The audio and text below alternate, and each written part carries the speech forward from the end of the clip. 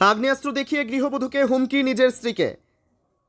স্বামীর বিরুদ্ধে প্রশাসনের দ্বারস্থ গৃহবধূ। এমনই হারিহিম করা ঘটনাটি ঘটেছে পশ্চিম মেদিনীপুর জেলার অন্তর্গত চন্দ্রকোনার বড় আকেনা গ্রামে। বড় আকেনা গ্রামের বাসিন্দা মঙ্গল ভূঁইয়া তার স্ত্রী বুলটি ভূঁইয়াকে বিভিন্ন সময় মারধর করত, বধূ নির্যাতন করে, এমনকি কয়েকদিন আগে আগ্নেয়াস্ত্র দেখিয়েও গৃহবধূকে প্রাণে মেরে ফেলার হুমকি দেয়। শ্বশুরবাড়ির লোকজনকে বলেও কোনো সুরাহা হয়নি। দীর্ঘদিন ধরে চলে স্বামীর অত্যাচার। তবে নিজের স্বামী বলে অনেক দিন চুপ করে সহ্য করেছিল। যখন অত্যাচারের মাত্রা দিন দিন বেড়েই চলে তখন আর সহ্য করতে না পেরে অবশেষে আইনের দ্বারস্থ হয় সেই গৃহবধূ।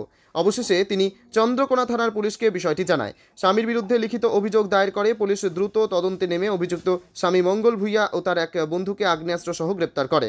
চন্দ্রকোনা থানার পুলিশ সূত্রে খবর, একটি 9mm পিস্তল উদ্ধার হয়েছে।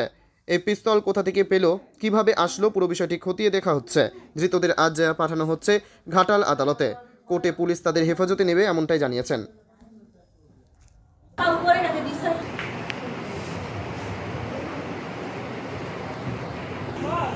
কি নাম তোমার?